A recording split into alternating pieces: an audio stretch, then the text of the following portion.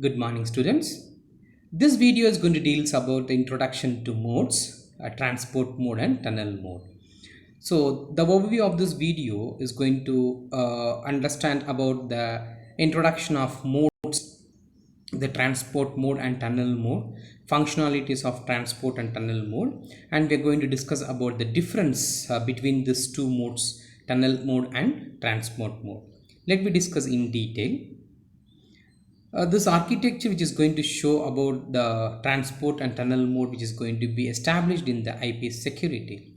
So as the IP security standard defines two distinct modes of IP security operations, which is going to be called as transport mode and tunnel mode. The key difference between the transport mode and the tunnel mode is where the policy is applied. In the tunnel mode, the virginal packet is going to be encapsulated in another IP header.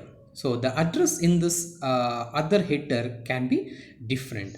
So the packet can be protected by the authentication header, encapsulation security payload, or both AH and ESP, authentication header as well as the encapsulation security payload in each mode. So the modes differ in policy applications as we come across over there.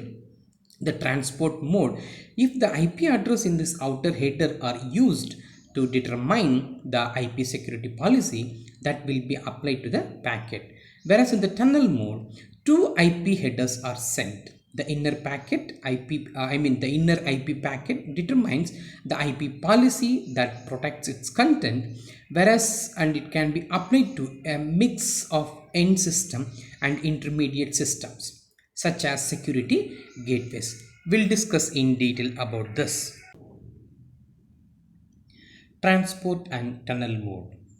So the transport mode, which is it's going to encrypt optionally and authenticate the IP data, and it can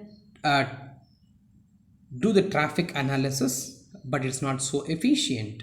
Whereas and good for ESP host to host traffic, whereas the tunnel mode encrypts the entire IP packet as it's going to add a new header for the next hop, and no routers on way can examine the inner packets as well. It's going to be good for and virtual private networks as well as gateway to gateway security. As we are aware about that, the transport mode which provides the protection primarily for the upper layer protocols, that is the transport mode protection extends to the payload of an IP packet. For example, a TCP or UDP segments of an packet, ICMP packet, all of which operate directly above the IP in a host protocol stack. So typically the transport mode is used for end-to-end communication between two hosts. So we are going to discuss about this particular diagram, which is going to explain about the host-to-host communication. So the transport mode is going to be used for end-to-end communication between two hosts. For example, a client host A and to a client or a server host B. Also are two working stations. When a host runs an AH or ESP over an Internet Protocol version 4, the payload is the data that normally follow the IP header. For IPv6 Internet Protocol version 6, the payload is the data that normally follow both the IP header and any IPv6 extension headers that are going to get present in the IP version 6 protocol. So with the possible expectations of the destinations option header, which may be included in the protection. Here the encapsulating security payload in transport mode encrypts and optionally authenticates the IP payload but not the entire IP header. The authentication header in transport mode authenticates the IP payload and selected portions of the IP headers are going to be get authenticated. Let's move on to the tunnel mode. So if you're going to see about this, the tunnel mode which provides the protection to the entire IP packet. To achieve this, after the authentication header or an encapsulation security payload fields are going to be added to the IP packet. Though, so the entire packet plus the security fields is treated as a payload of new outer IP packet with a new outer IP header. So the entire original inner packet which travels through a tunnel from one point of IP network to another. So no routers along the way are able to examine the inner IP header because the original packet is going to be encapsulated. The new a large packet may have totally different sources and destination addresses, adding to the security. So tunnel mode is going to be used when one or more ends of security associations are going to be or a security gateway such as a firewall or router that implements the IP security. Within the tunnel mode, a number of hosts on networks behind firewalls may engage in secured communications without implementing the IP security.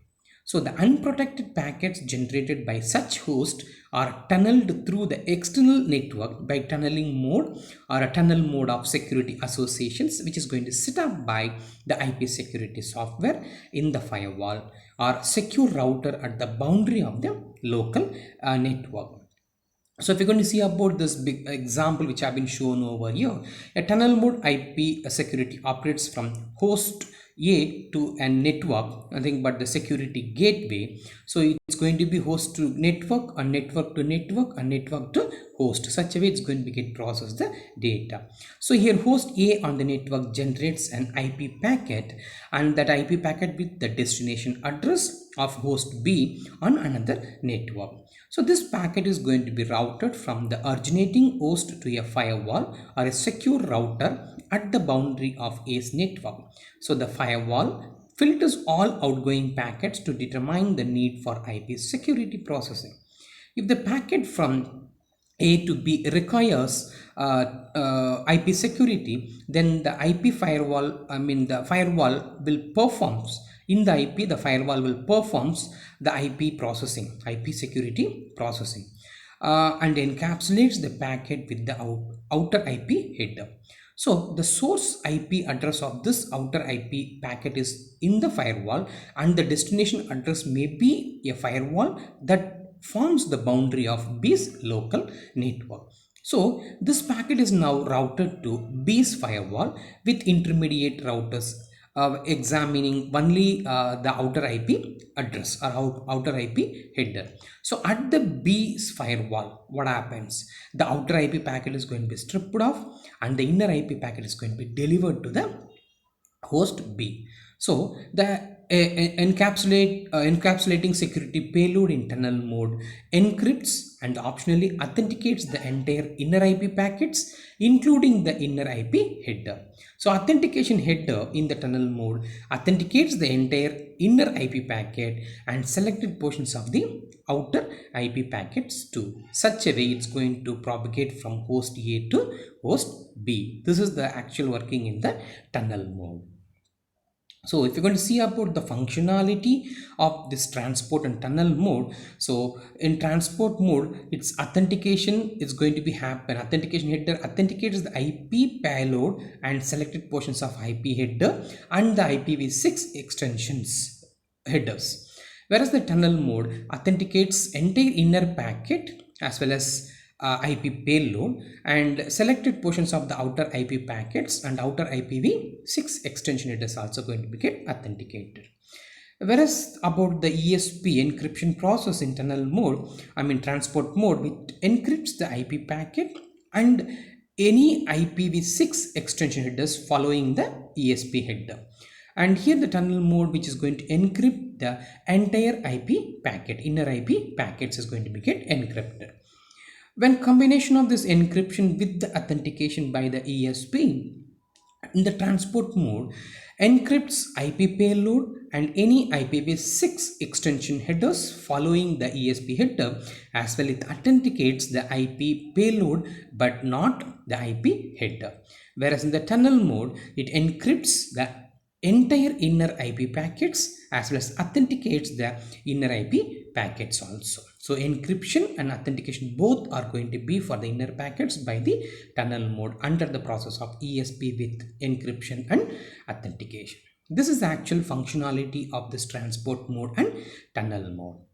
Let me have a small difference between transport mode and tunnel mode.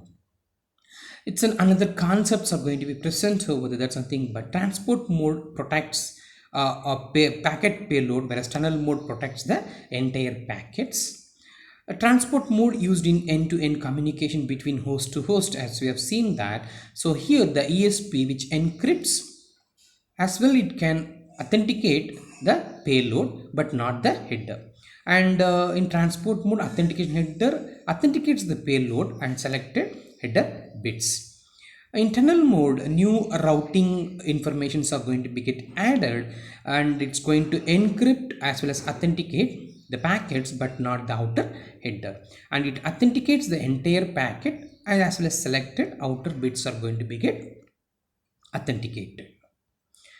And we have come to the end of this video, which is we have discussed about the introduction of this transport and tunnel mode, and we have seen the functionalities which involved in the transport and tunnel mode and the basic differences between the transport and tunnel mode. Hope that this video will be helpful for you to understand about the IP security modes of operation, transport mode and tunnel mode.